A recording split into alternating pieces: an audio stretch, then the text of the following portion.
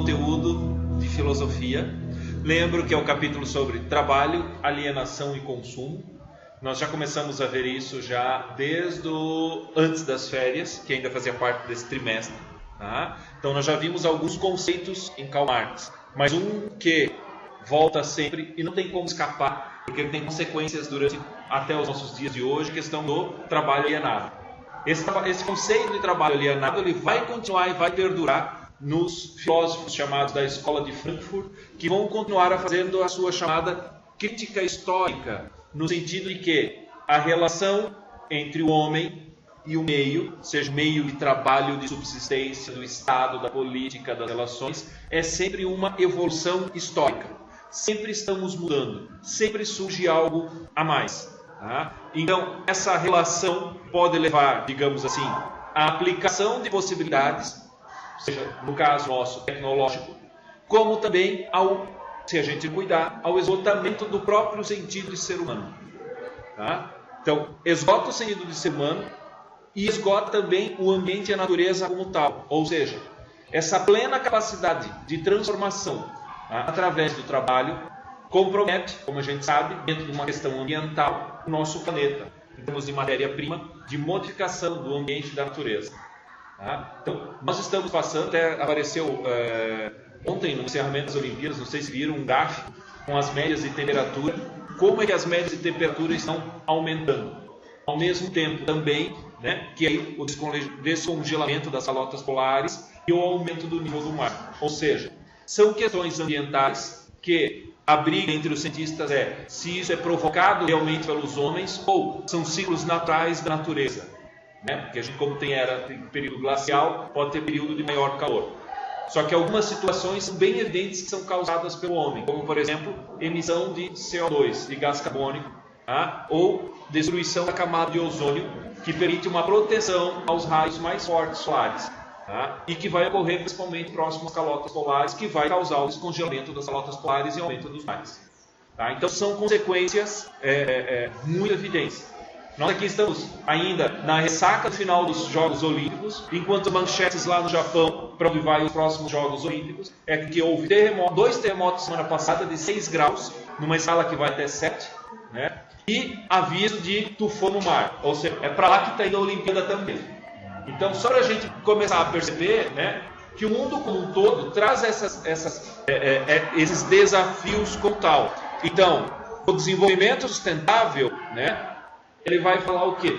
Existe a necessidade de evolução, do progresso, do desenvolvimento, de gerar mais comida, gerar mais possibilidade de vida, tá? Porém, sem comprometer os recursos naturais do próprio planeta Terra. Tá? E aí tem mais alguns elementos, como por exemplo, né, a necessidade da economia em sempre ter o crescimento, sempre transpor a produtividade historicamente ao período anterior. Por quê? Para gerar riqueza, transformar a matéria-prima em bens de consumo. Para quê? Para mover a economia como um todo. A questão é que dentro desse contexto, entre produção e consumo, tá, o indivíduo, as pessoas podem perder o seu poder de vida, no sentido de que o ambiente não é mais propício, como por exemplo a poluição, a falta de água, tá? Porque são recursos naturais que foram esgotados, a questão da escassez de alimento, por questões atmosféricas, temperatura, climáticas. Tá? Então, qual que é o custo dessa relação do ser humano com a sua produtividade e com o seu trabalho? Tá? Essas também são questões do trabalho alienado, essas também são questões que temos que levar em consideração. Tá? Outro elemento também é a questão da chamada desta racionalidade, né? Ou seja, qual que é o ponto de equilíbrio, no sentido de que nós nos privilegiamos como seres humanos, evolutivamente, é o que temos o sucesso na cadeia de evolução, mas em decorrência de uma capacidade que nós temos, que é a racionalidade. Então a racionalidade nos dá essa possibilidade, mas se nós temos essa possibilidade, digamos, de transformar, de que forma vamos transformar? Então se exige de nós, dentro dessa racionalidade também, uma deveras, né, ou uma necessária inteligência para que isso ocorra de forma ambientalmente possível. Tá? Então também pode ser alienado sobre esse aspecto de produção. Tá? Lembrando, o que é essa alienação? É o distanciamento, né, do trabalhador para com o produto final, aquilo que é produzido com o trabalho. A partir do momento em que nós consumimos mais do que o nosso planeta poderia fornecer em termos de matéria-prima, e isso degenera a nossa capacidade de vida, também é uma alienação. Tá? Então, por isso, Karl Marx surgiu com a ideia, porém, o Círculo de Frankfurt, os ecologistas de hoje, né, e os economistas de hoje também continuam vendo sobre esse aspecto. Ou seja, os mecanismos de alienação são cada vez mais amplos, né, em termos do que a gente produz e a forma que a gente vive. Tá? Então vamos lá. Daí é que vem outros pensadores, como por exemplo o Domenico Di Masi, italiano. Inclusive a gente viu um vídeo aqui já faz um tempinho, foi antes das férias ainda. Tá? Mas ele vai dizer que a diminuição da jornada de trabalho, ou seja, desde a Revolução Industrial até os tempos de hoje nós temos limitados a 8 horas diárias, a não ser quem é pessoal da área de saúde, por exemplo, faz 12 por 36. Tá? Então ele vai dizer que nós temos sim um certo tempo livre. O que nós fizemos com esse tempo livre? Tá? Como é que a gente vai ocupar ele como tal? Então esse tempo livre é que a gente vai conseguir escolher algo prazeroso e ao mesmo tempo que nos modifique como ser humano. Não quer dizer que então eu só posso fazer leitura, eu só posso estudar. Não, eu vou poder fazer outras coisas que também me trazem prazer. Porém, ao mesmo tempo que nos modifique como seres humanos. Tá? Então, esse é o meu tempo livre. Ele vai chamar até o que é o título do livro, do Domenico Di Masi, está escrito no quadro, ócio criativo. Então, o que é esse ócio criativo? É dar vazão, dar espaço para que essa racionalidade das pessoas seja realmente construtiva e que traga um benefício às próprias pessoas. Ok? Então, esse é o elemento ou a relação que o Domenico Di Masi faz com a questão do Karl Marx do trabalho alienado. O ócio criativo é você conseguir agregar algo para você mesmo. Tá?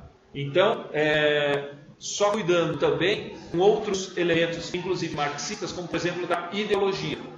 Para que você não assuma uma ideologia achando que está fazendo um ócio criativo. Exemplo, só jogando Pokémon GO. Tá? O que é isso? A gente, digamos, se fixa, né? Não é a questão só do produto comercial, mas a gente ocupa o nosso tempo com algo até que é prazeroso. Mas quanto que a gente constrói com isso? Tá? A ideia em si não é ruim. Ela é positiva também porque tinha o sedentarismo nos consoles de videogame. Tá? Videogame também é gostoso de jogar, é prazeroso. Mas até que ponto a gente consegue construir? Então lembrando que todo mecanismo tem o seu aspecto prazeroso, porém, a partir do momento que ele toma todo o nosso tempo, ele pode ser prejudicial, porque se torna único, unilateral. Então se eu passo o dia à noite jogando e só jogo direto, né, o que acontece? Gasto todas as minhas economias para pagar táxi ou gastar gasolina para ir caçar Pokémon GO em todas as partes da cidade, e eu também estou deteriorando esse meu período de ócio ou de descanso ou de produção de coisas diversas também necessárias ao ser humano como tal. Ok? Então, só para deixar claro sobre esse aspecto. Um outro elemento que é da sociedade moderna, do pós-moderno do trabalho, eu digo pós-moderno porque o Bauman, que é um sociólogo, já disse que nós estamos no período pós-moderno. E o que caracteriza esse pós-moderno é exatamente a questão da tecnologia e da informática em si. Então, o que acontece? A nossa relação com o trabalho não é só das 8 horas. Então a tecnologia está fazendo com que a gente estenda essas 8 horas. Então às vezes a gente está em casa, né, nesse tempo que seria da família, desse lazer, de agradabilidade, de trazer uma modificação para você como pessoa, mas está respondendo e-mail da empresa, está fazendo uma venda, né, está atendendo o telefone. Ou seja, o que acontece? O meio de trabalho hoje está invadindo o espaço doméstico. Então a gente não tem mais a questão de separar os momentos de trabalho como trabalho, lazer como tal. Então a gente perde essas barreiras. Então se misturam. O tempo pessoal e o período de trabalho se misturam. Você não tem mais o seu tempo com a família exclusivo para a família. Você não tem mais o seu tempo para você fazer as suas coisas, que não é o tempo de trabalho, solto do seu tempo de trabalho. Então, a gente mistura mesmo. Tá? E isso foi viabilizado pela tecnologia. Daí vem os conceitos como, por exemplo, de home office, né? Ou seja, escritório em casa. Tem gente que não vai mais para a empresa.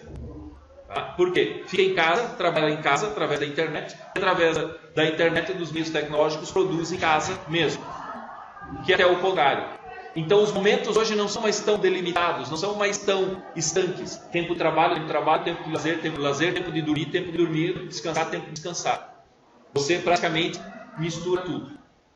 Tá? Então essa, digamos assim, é um perigo e uma crítica. Tá? E aí uma observação do que aparece no Domênico de Mas é um pensamento zen, ou seja, a filosofia oriental, vai dizer o seguinte: quem é mestre na arte de viver, distingue pouco entre trabalho e seu tempo livre, entre a sua mente e o seu corpo, a sua educação e a sua recreação, o seu amor e a sua religião. Dificilmente sabe o que cada coisa vem a ser. Persegue simplesmente a sua visão de excelência em qualquer coisa que faça, deixando aos outros decidir se está trabalhando ou se divertindo. Ele pensa sempre em fazer ambas as coisas juntos. E aí eu lembro até, no exercício que a gente fez aqui semana passada, e umas perguntas eram, no meu trabalho, o que é prazeroso? Como é que eu faço trabalho prazeroso? Existe um trabalho com prazer? Por que eu faço esse trabalho? Então, essa é a questão. Aí é que está o entrave. Como é que eu encaro essa atividade laboral? Como é que eu encaro a minha produtividade?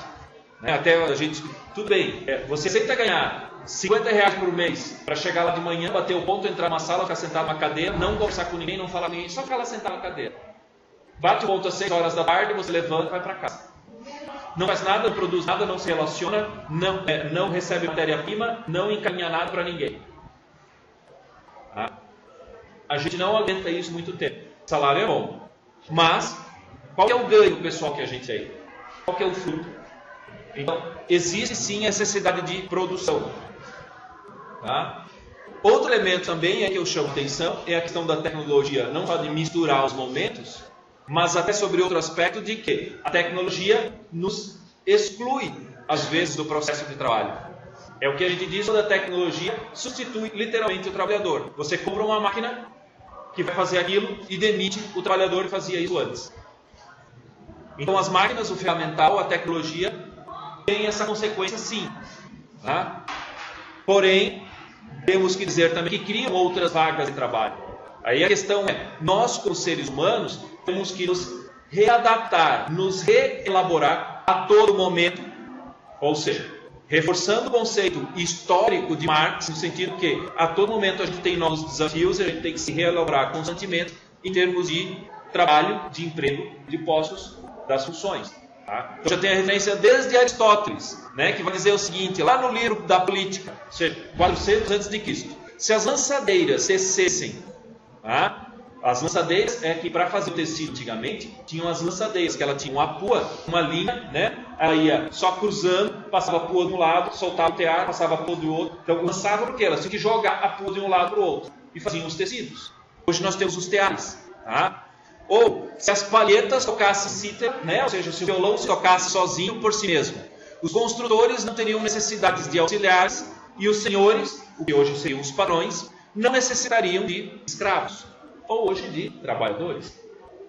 Então, se as coisas fossem todas sozinhas, não precisariam de funcionários. Qual a consequência social disso?